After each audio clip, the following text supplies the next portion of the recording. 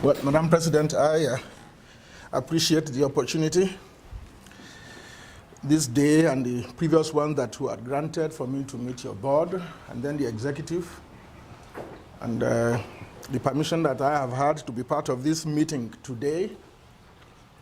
And permit me as preliminary observation to congratulate you on running an organization that I, as a Yoruba man, already am proud of, and to say that the extensions that you are beginning to have into some positive areas, particularly beyond just relaxation, very much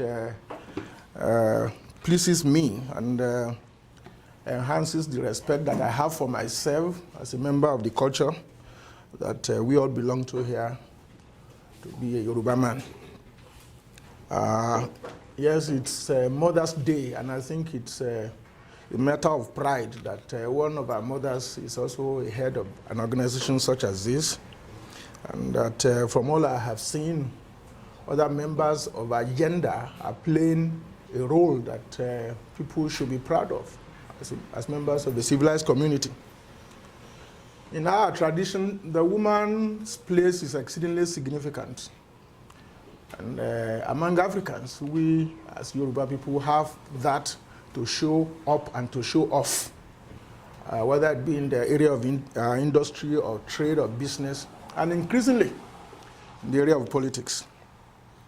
My name is Cornelius Adebayo. I'm a Yoruba man of the Igbo sub-ethnic group from Kwara State, where Madam also comes from. I'm not from Kwara.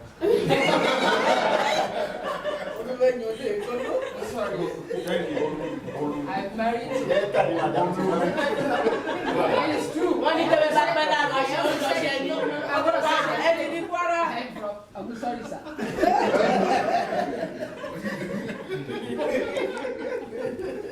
Thank you, Madam. I thought people were beginning to look too serious.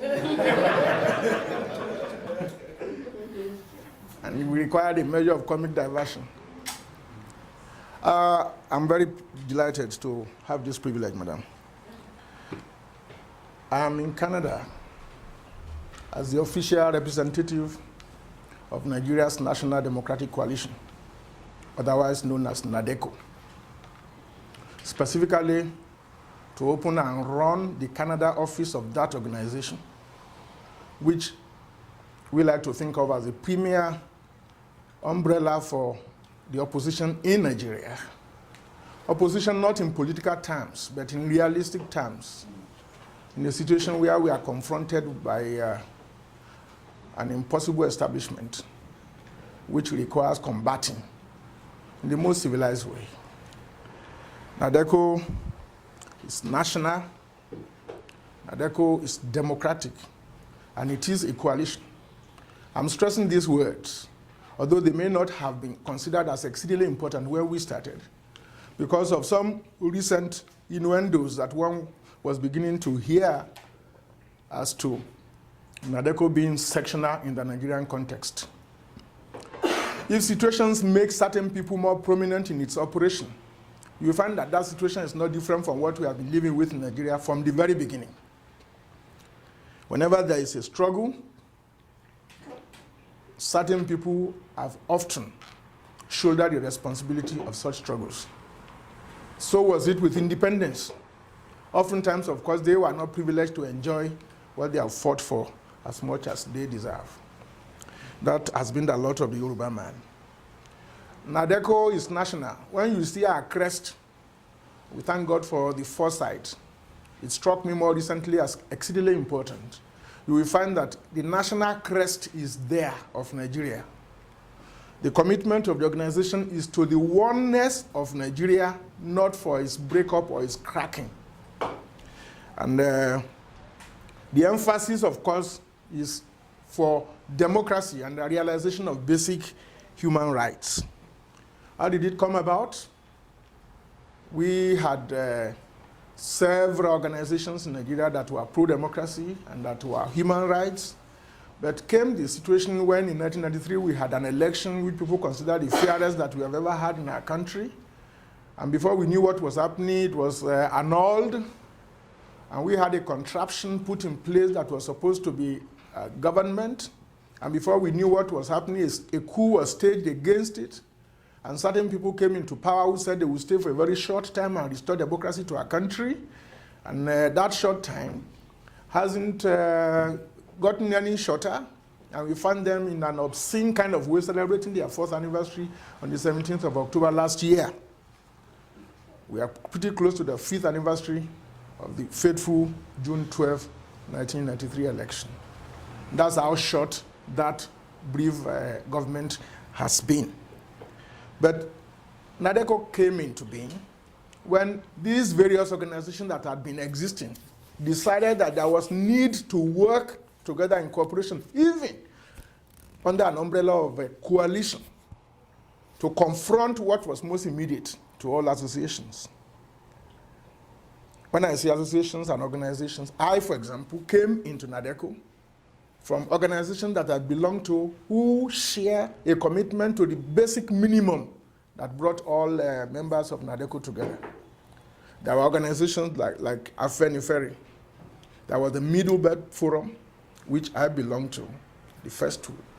There was also what we call the Movement for National Reformation, which is chairman by Chief Enauru, of which I'm secretary now. Ulionagorua was secretary then, which was committed to the restructuring of Nigeria, and we had started before 1993 election. So we have a long-standing agenda, and there were others. The CED was part of it. Concerned professionals were part of it. The Eastern Mandate Union is part of it.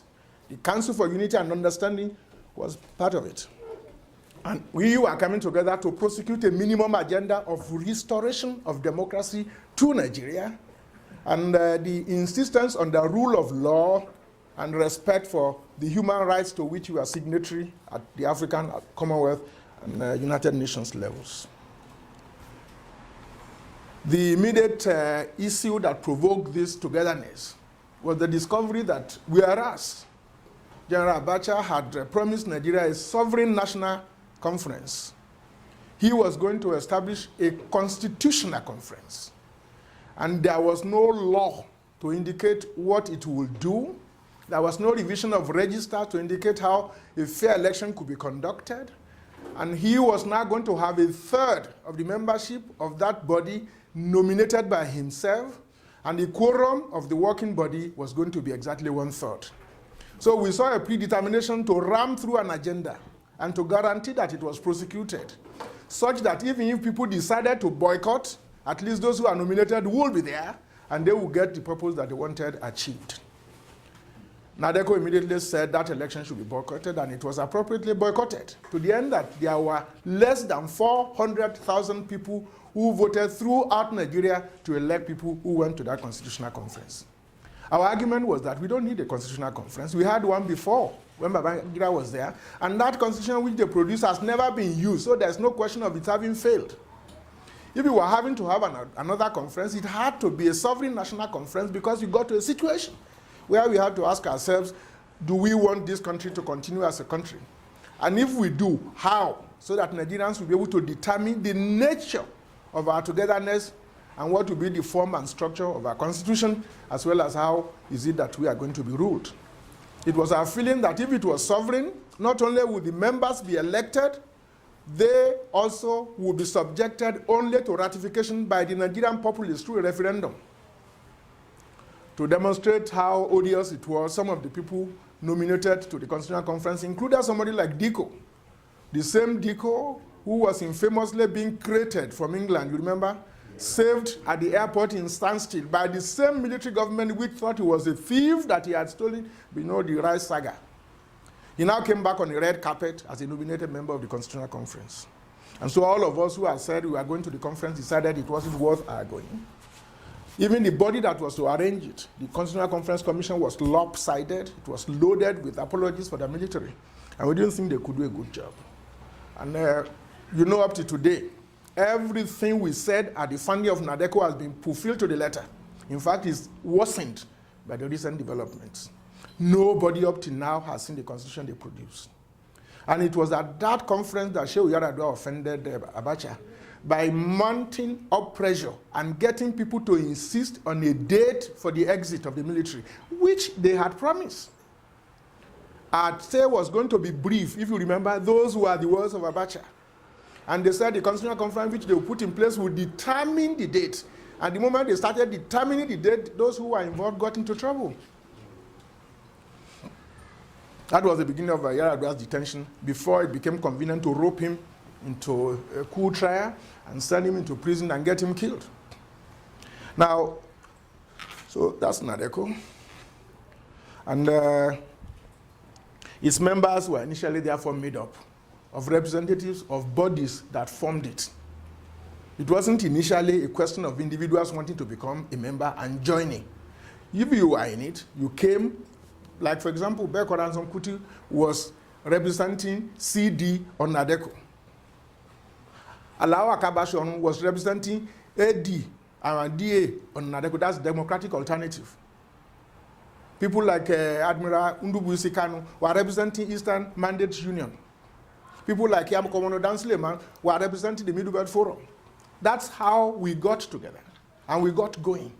And we were successful, not only in getting people to boycott the Constitutional Conference election, but in subsequent actions of mass rising against the military.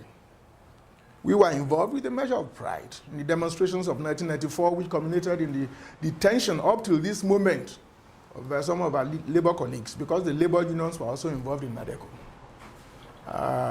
NNPC leaders, labor leaders are still in detention, and labor has never been labor in Nigeria until this ILO itself decided to kick Nigeria out. And but subsequently, particularly when a good number of us were forced outside the country, a revision has been made into the nature of membership. And it now surprisingly and strikingly resembles your own type of membership here. People coming from the various units of Yoruba land, and also occasional individual members who apply and who are considered good enough to be members. So we still take people as representatives of the organizations, but also people like us who are members in Nigeria, although represent the organization but are abroad now, whose organization may not exist where we are, can be members. And others abroad who are Nigerians, through organization or by their person, can join. So we have 3 levels. And what is Nadeco abroad about? Simply to continue the struggle outside Nigeria when conditions made it impossible for us to function at home. How did conditions become impossible? Well, some of us got into deep trouble. I did, among others. Picked up on the 9th of August, on the 13th of August, 1994, with Chief Enauro and General Akiniade, and carried into detention. I was in prison for some time, released only in January 1995, came out of prison to continue the struggle. And there is nothing clandestine about Nadeco. There is nothing that we proposed for execution in Nigeria that we did not pre-discuss with the General Abacha. Because initially we had access to him. I personally, between his coming, December 1993, and the time I left home, met Abacha 5 times. Never alone. Most of the time with Chief Enauro, some of the other time with other leaders, including the late Papa Ajashin. By the time he wanted to establish a conference, we had the document of Movement for National Reformation, and Chief Enauro and I had 1.5 hours with him to show this is the best thing for Nigeria. And he said that and more were the things that he wanted to do. There was only one issue over which we ever disagreed, and that's over MKO, who we thought should be released, especially when we were released. He never deceived us about not wanting to release MKO. In fact, he had really thought that we should leave the issue of MKO out of it, because he and MKO are friends.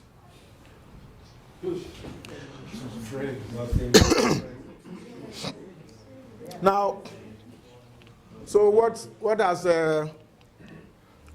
this organization to do with Nadeco? Well, as I said before, I thank Madam the privilege I've had to meet leaders before, so I shouldn't be talking for long. I'd rather let you address whatever issues are on your mind so we can sort things out. Nadeco in Nigeria is led by Yoruba people without apologies, as I said earlier on. That was how Yoruba people led the struggle for independence. And no one can say they benefited from it as much as some other people who are not even willing to have it. And it's not because it's a Yoruba man who was denied rulership when he had won an election.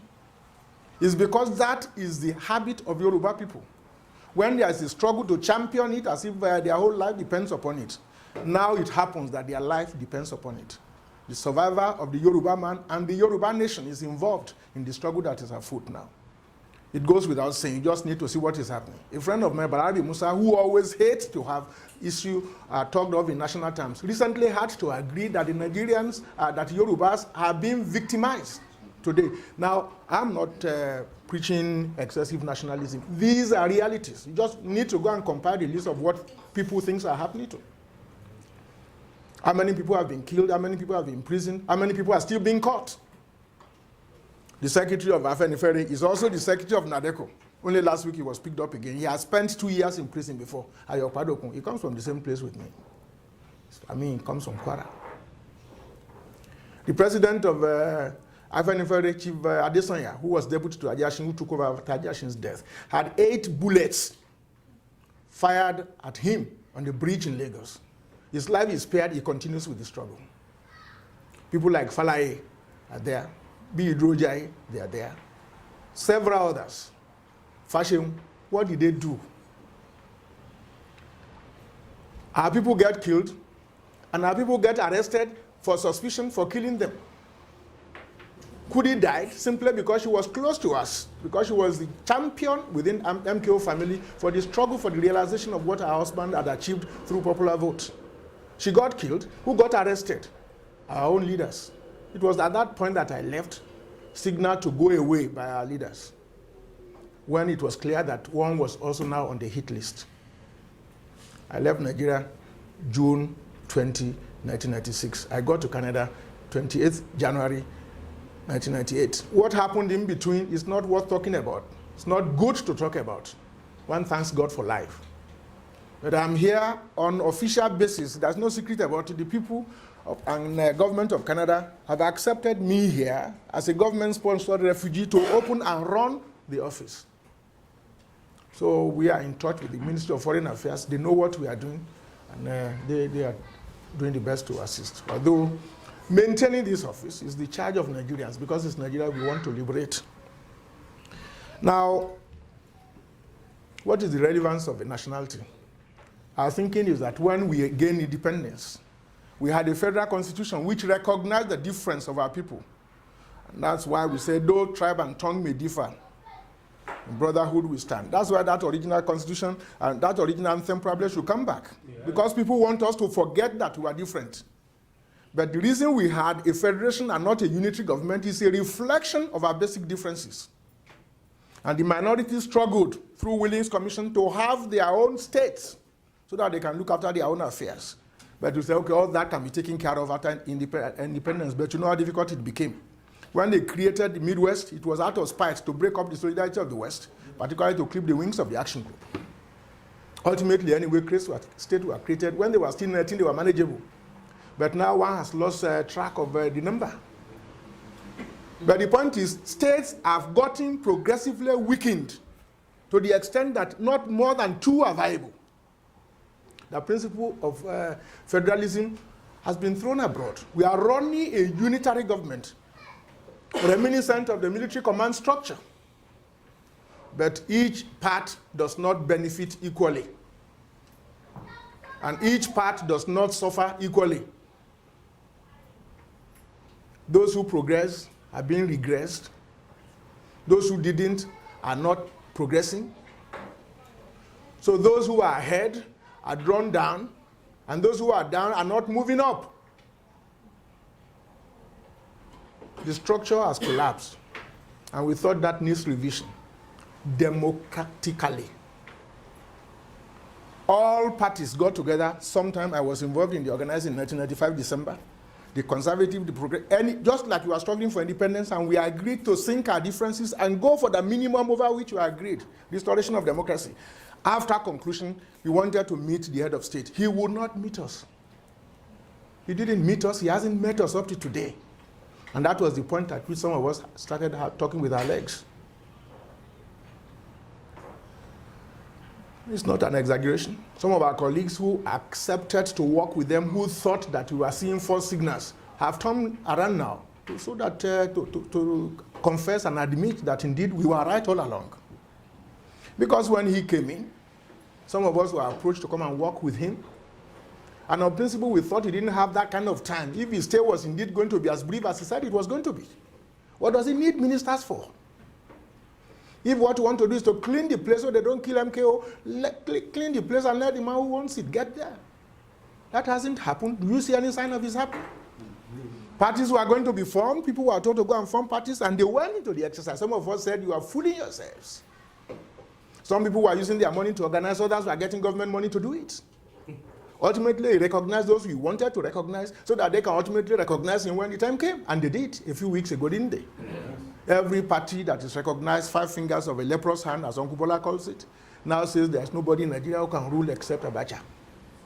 So as I was telling a friend, head he loses, he wins, tail he wins. Because they are now saying, oh, well, the constitution permits a one-party candidate. Which constitution? Up till now, nobody has seen any constitution. And part of the trouble that we have, when I say we, I'm talking about Nadeco, I'm particularly MNR within it, because Chief Anaro is my chairman, I'm secretary. Part of the problem we had is refusing to collaborate. Because when the last time we saw him in August 95, he asked Chief Anaro to come and be chairman of the panel that will review that same constitution to which we had objection, which less than 400,000 Nigerians wrote, including 1/3 of the membership being his own people. The old man said, there is no grant to do this. In principle, if I said the body was not well composed, what has improved his product that I will now agree to? He said, I was there, it's not hearsay.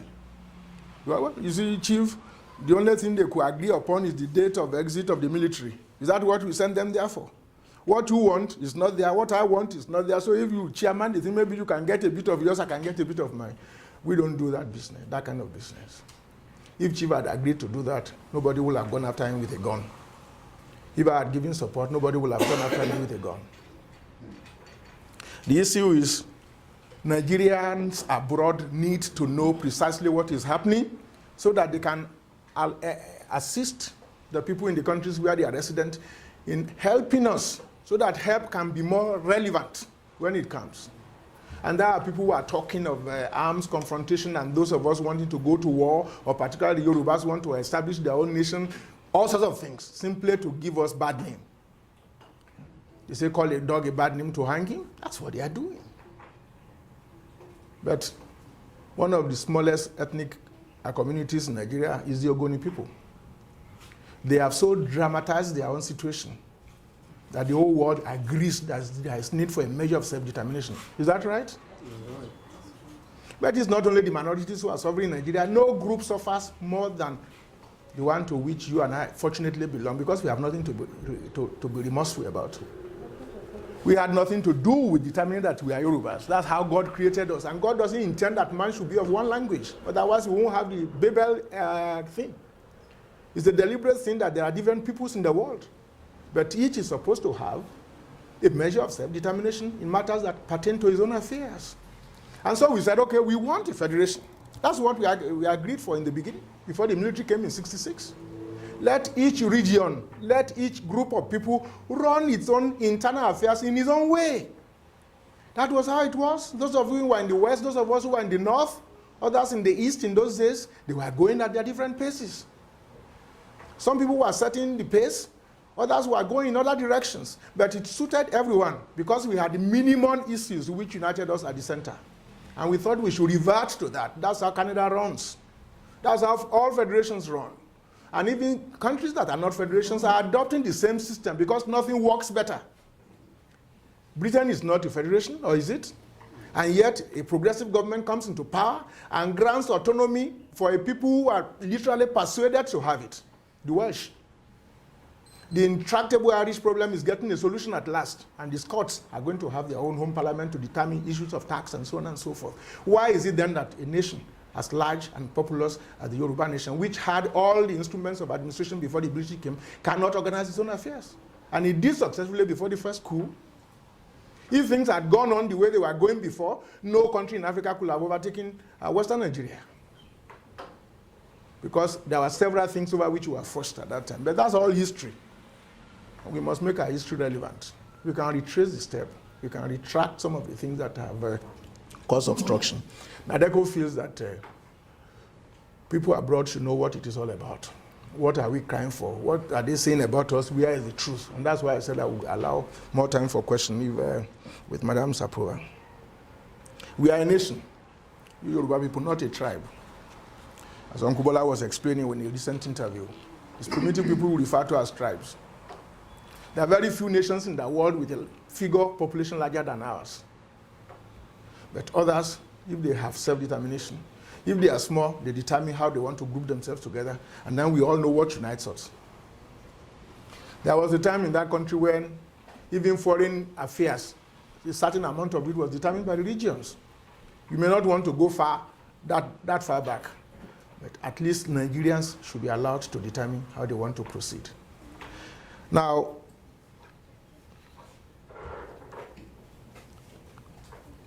people say, well, really at a time when the whole of Europe is coming together in a union, is that the time to start splitting hairs? But as I've explained to you, European unity is not at the expense of nationalities. Each person jealously protects his own nation. In Canada, in America, people of Irish descent are proud to say their ancestors were Irish. Am I lying? There are more Jews outside than at home. They are proud to be Jews, and they are the ones who influence world opinion towards Jews. In the diaspora, among black men, there is no nation with as obvious a recognition as the Yorubas. I said this before when the number of people were smaller. Go into religion, go into culture, go into literature. To say, okay, African people came as slaves. These are the rudiments of the culture which they brought. Talking scientifically and as a scholar with all modesty, if anyone knows of any group which has cultural traits that are traceable to root, like of the Yorubas, let me know. Go to Cuba, the Yoruba religions are being formalized. In Brazil, more than in our own area. Even in North America here, especially in the US. So we do have something to show the world. We are not a primitive people. That's, by the way, everyone has claim to make for his own people. But the Igbo nation is ahead in terms of international organization, and they do have annual conferences where they make important statements about their nationality, usually in North America. And I'm delighted you are organized here, probably slightly better than in other parts. Because in North America, there are splinters.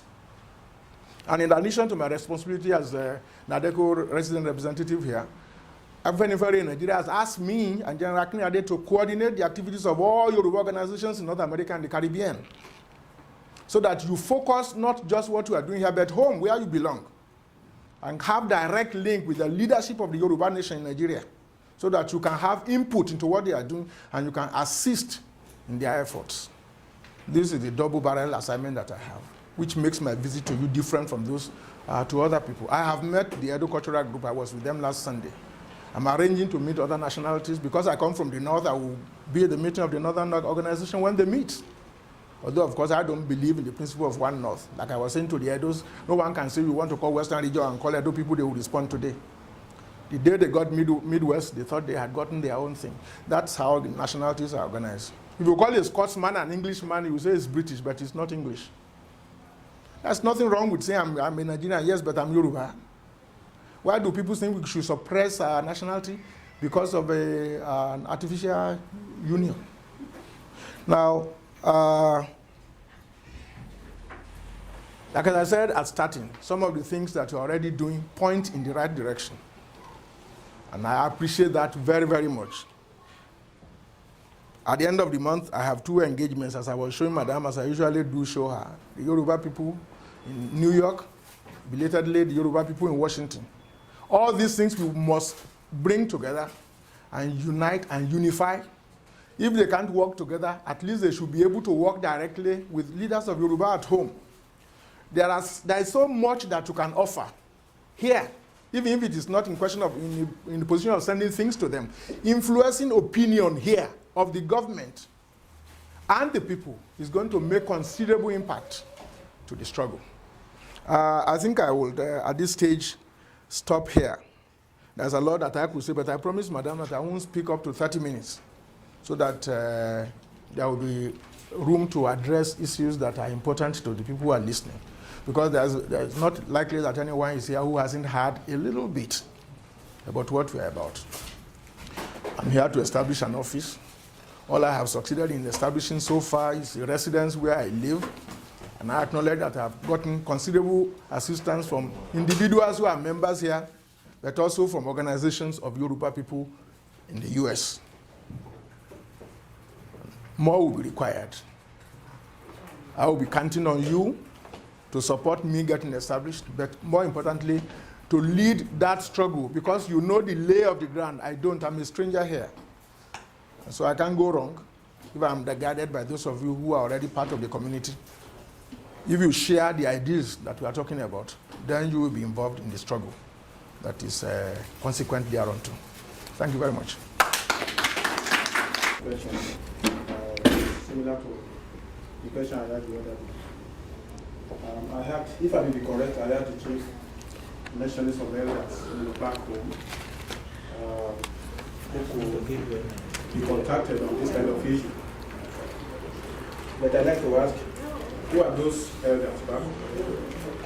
Because if I may be correct, there's every indication that there are traitors, there are betrayers among those who want to refer to as the elders, the allies among the Yorubas back home.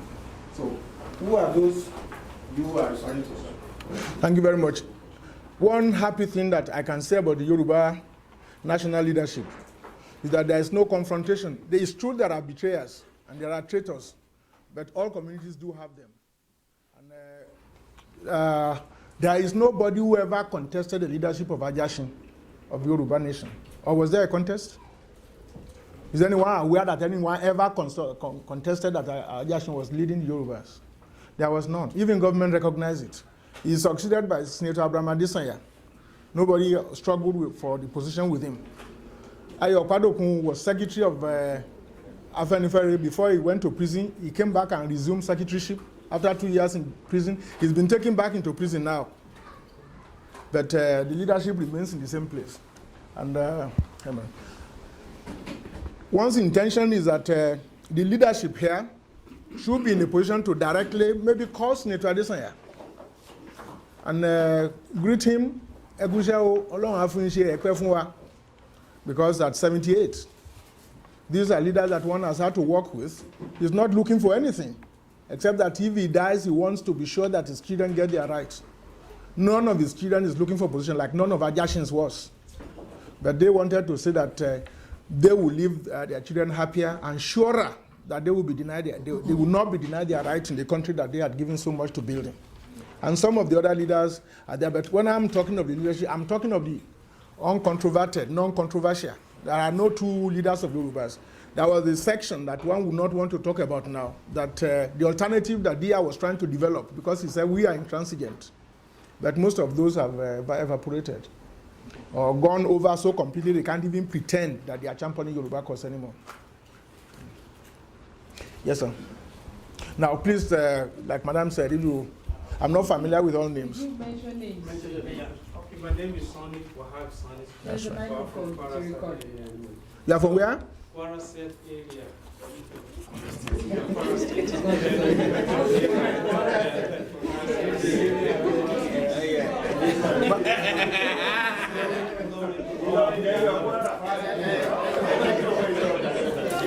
It's not our fault. It's not his fault now. Well, just to refer to what you have said before. Yes, we have. About concerning the Nigerians, the Nadeco. I hear about them for a long time, but I didn't participate in some of the Nigerian Yoruba associations, so I was also very involved in so many other things. So, but as far as I came here today, because Mr. Opadino, I talked to him on the phone yesterday, he's mentioned that he will be here today. That's why I came here to hear more about the politics, what is going on in the country. As far as I left the country for a long time, so I don't know what is going on, but I get my informant continuously in the middle of the other information. But you are talking that you came here now to represent the Nadeco as a chairman. Yes. But how do you think that to form these basically oppositions, leader from the abroad, who be comparing to those who are residents in Europe or in America or in any area so in the world. How do you think that to form this opposition against Abacha in Nigeria, do you think that this is maybe it depends how the organization Nadeco they are already formed by themselves with all the former exponents in Nigerian government before, but they are Nadeco to start from the Canada as an opposition. Do you believe that a lot of the other ethnic group or the Nigerian group they are going to join with this Nadeco? Thank you very much. I know much more about the Nadeco. Oh, that's okay. I still need to read more about them and then to understand more about it. Thank you very much. That's a very helpful question. Are you finished? Yes. Okay. Well, like I said, I am membership and support hunting.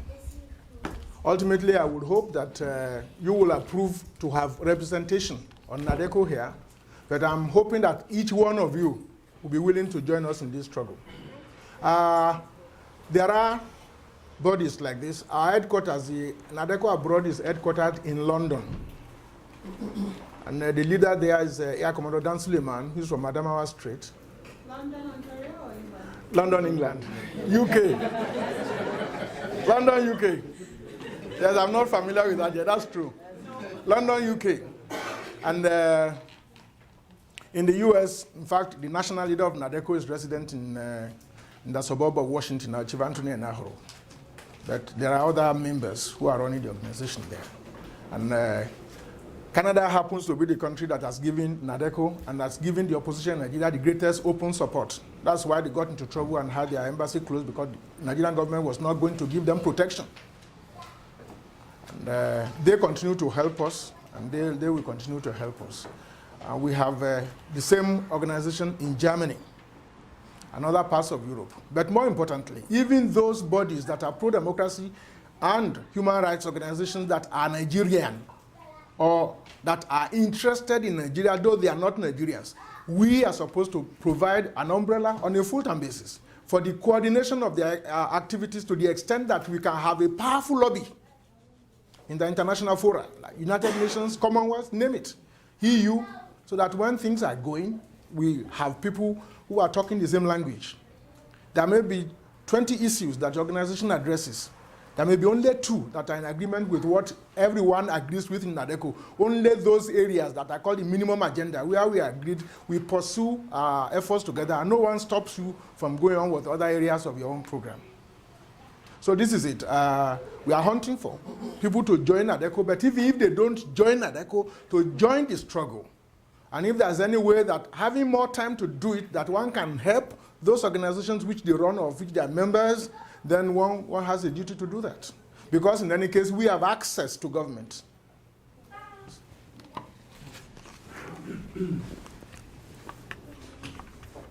Maybe I'll just go with one first, because I don't think I'm going to have one.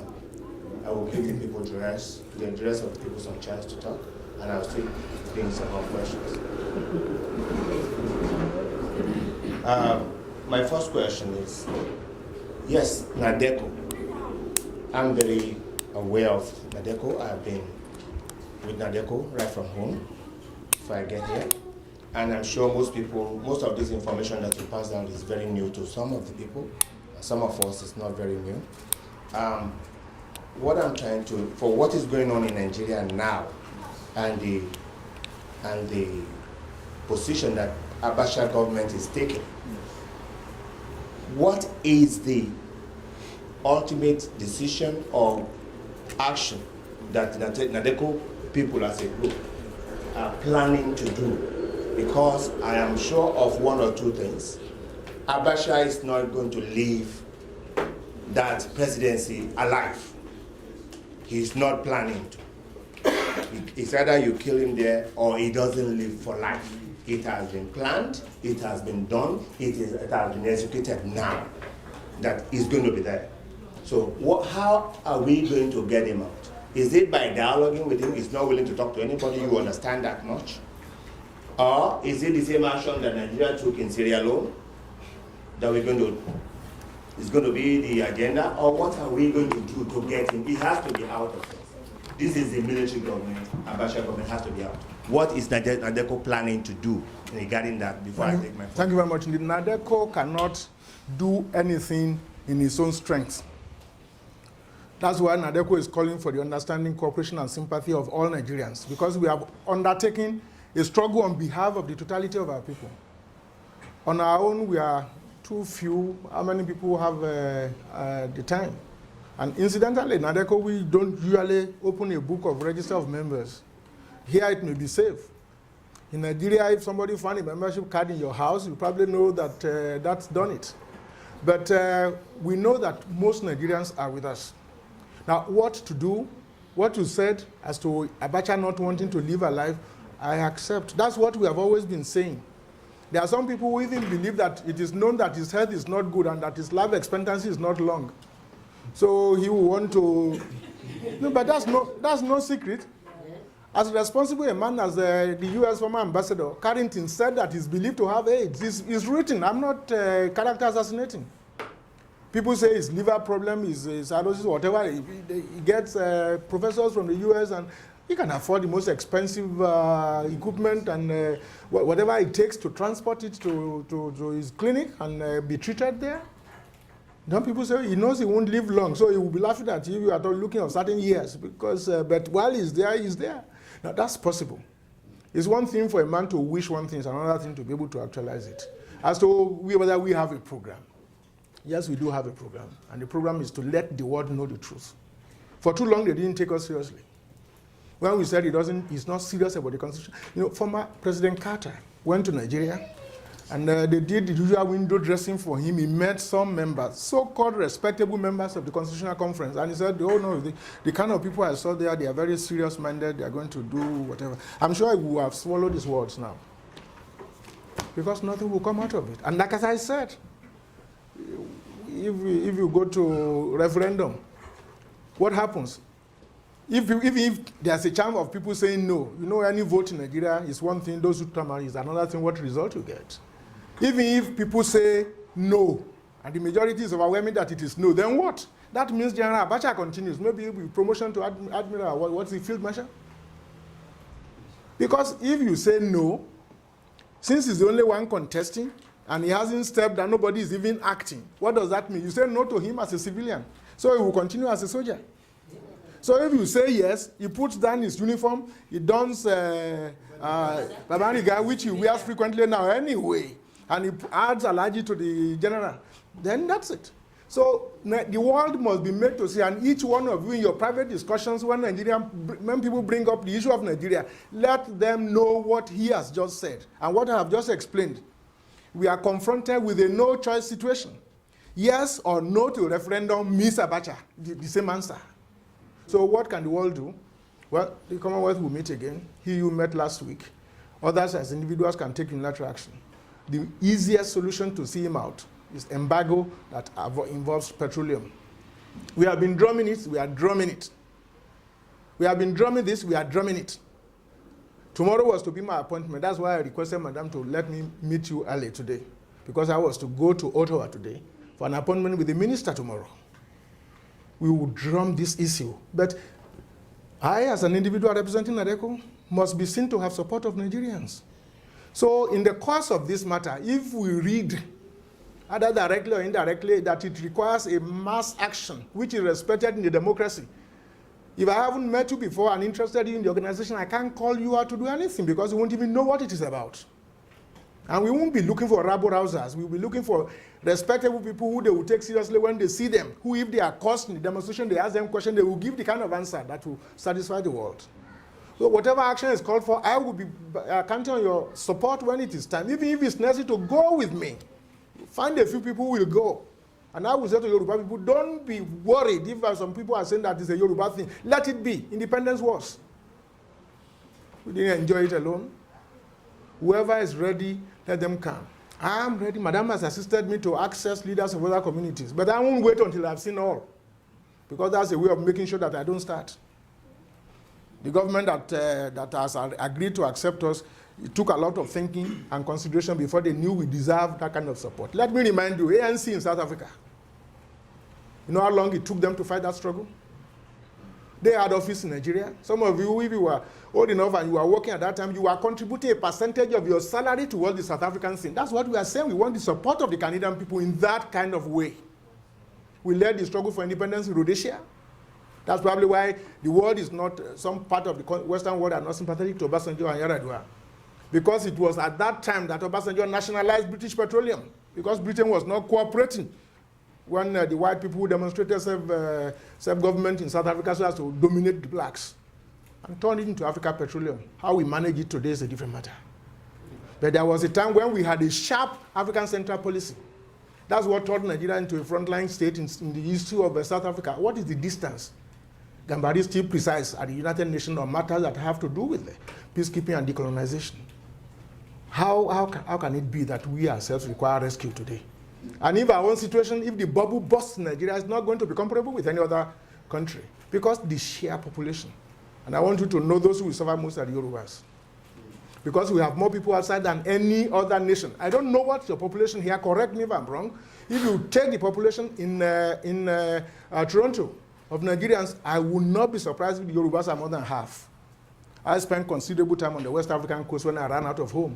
And I know, even as long ago as the time that I was a student in Ghana, any village in Ghana where there is no Yoruba man is unsafe. That was that. Now, I didn't mention Oshomalon. Because Madam has been hitting me. So you are myself now.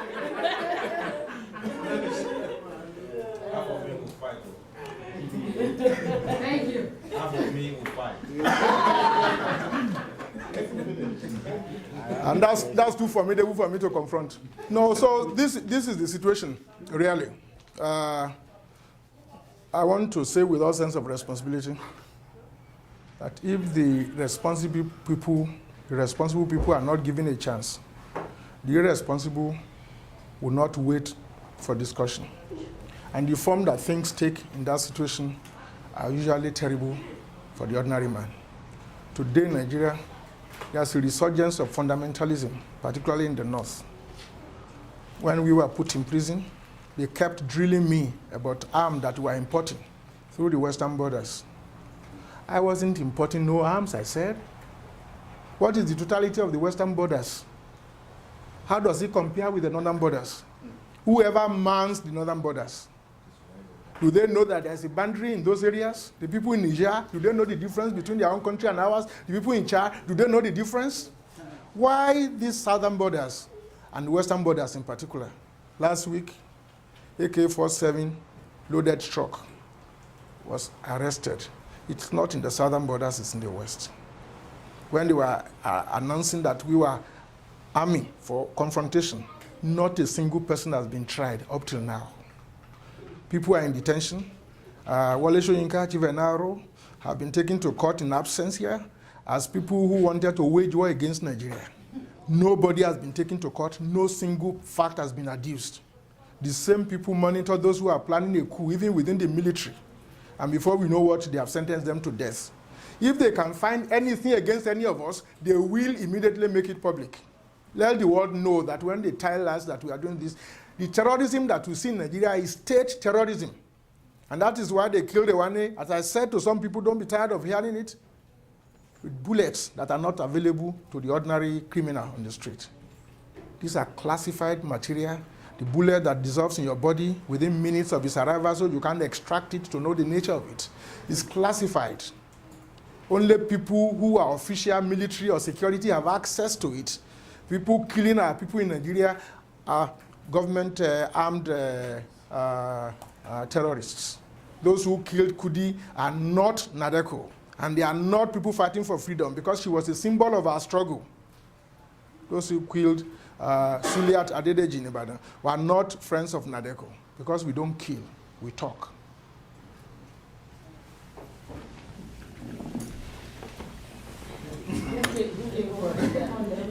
So long as you take them. You should be writing it. No, she can take them one way. You want to write it down? Yeah, I'll write it down. You'll write it down When when you're ready. when it's finished. After him, then you'll write it down.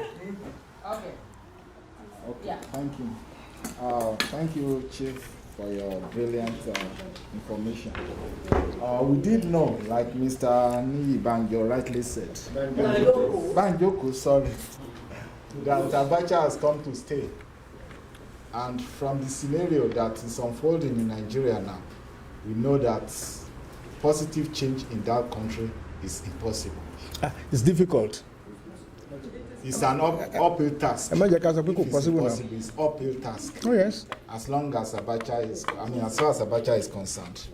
And now my question is, now or in the nearest future, is Nadeco considering to have armed section if armed struggle becomes inevitable? Thank you. I want to say that part of the reason that my coming was delayed was because the Canadian government wanted to satisfy itself that I wasn't what I was alleged to be, a terrorist. Because I think their information is that he's a hardcore Nadeco man who believed they should sweep the government out by all means. We want to use civilized means, because if you are fighting for the whole of the people of Nigeria, the people who are offending are the ones who are protected. But as I said before, if reason is not allowed to operate, those who don't employ that same method of reasoning might resolve.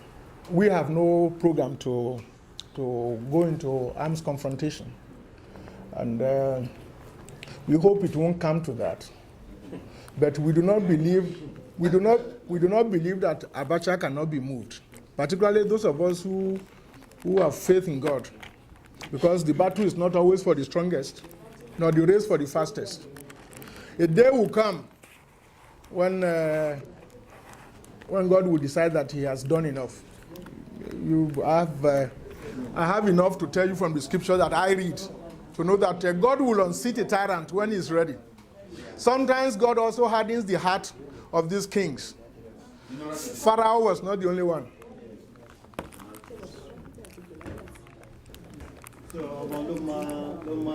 Okay, the next one is Dr. Ojo. I have the names down now.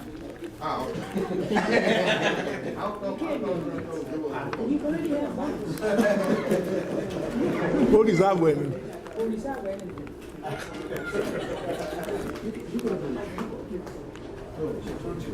Read my lips.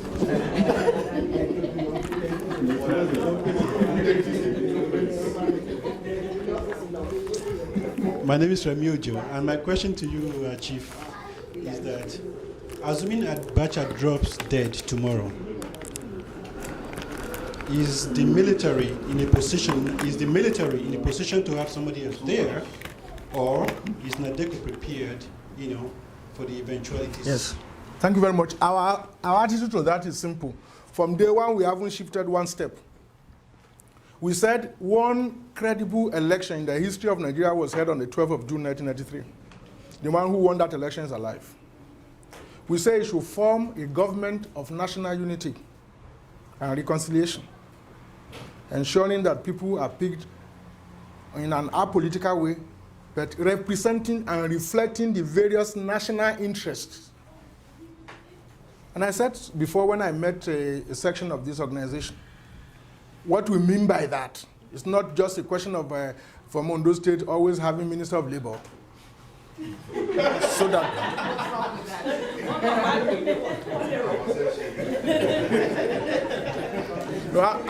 No, I'm sorry, I'm just giving an example. No, I'm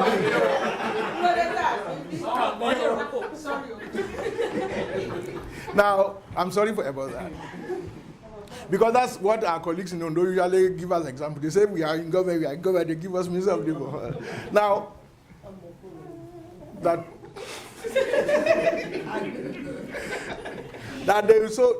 we have representation in a way that is equitable. Not only just have a spread 1-1-1. Those who on the basis of their numbers deserve more than one will get what they deserve, but it will also reflect a spread within the territory. And we are talking what government is going to be established. Its interest is not just a question of who is minister. The whole issue, or whatever we consider important, is going to be thrown open on the table, and we share as it were. Until And running pari passu with this initial exercise of establishing a government will be instituting a sovereign national conference, which will rule with whoever is in power like a kind of parliament, representing the nationalities again, reflecting their strength numerically as much as possible, and ensuring that our diplomatic representation reflects the same kind of equation on the ground in Nigeria, not having a Fulani man in London, in Washington, in South Africa, in China. I'm sorry, I give some clear examples because there's no point in deceiving ourselves or pretending that one thing is what it is not. So we will have to put things down and classify the diplomatic missions on the basis of importance. No one can have two important positions until everyone has had at least one. Then we reorganize the military, put them in territorial command, and ensure that the leadership is collegiate up to a point, and you have a rotation over a period of time. These are some of the things. If Abacha dies today, and there's nothing God can do, you can spare him, or the handwriting on the wall may come. It has come before. The God who wrote those ones is not dead. That's what the bishops told Moi in Kenya when he said he will not yield, he will not amend the constitution until after the election. The bishop said, the hand that wrote in those days can still write again if you don't listen to the prophets. So if anything happens, obviously, it's not that we who are leading the struggle are ready to take over.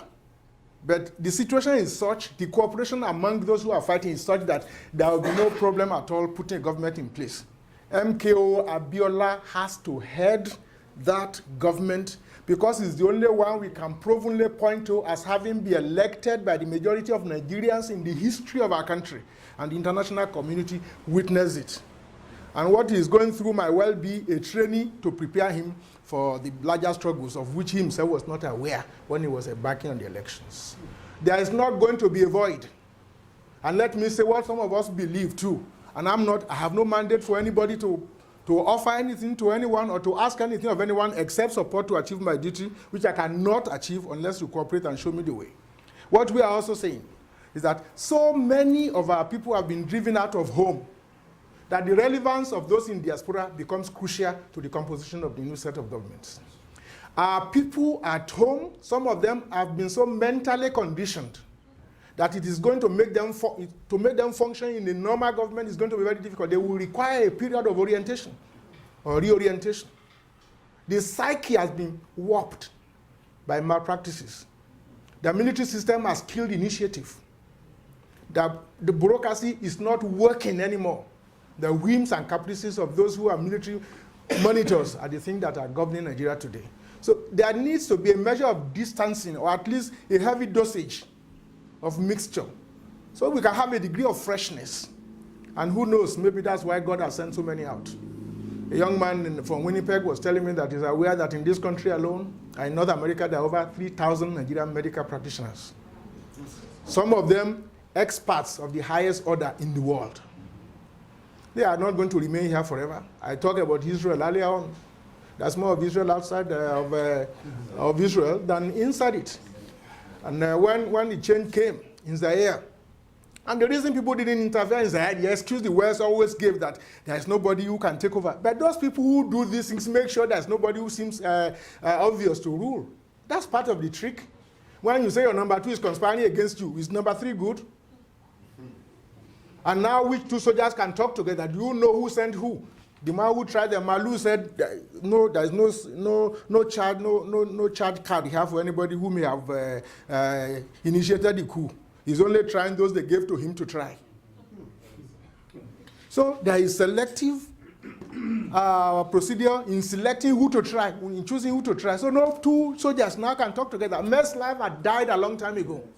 But that's when you are looking at the regular pattern of coups or of activities or things. But what happened in Oyo State this last week shows that our people are not so completely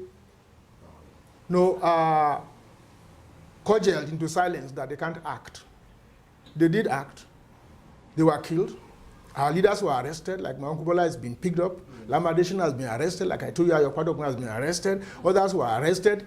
People who were wounded, some who went to treat them in hospital, were then gunned down. But The more they do that, the more angry the people become, because there comes a point when the goat with his back against the wall will bite. Mr. Adebayo,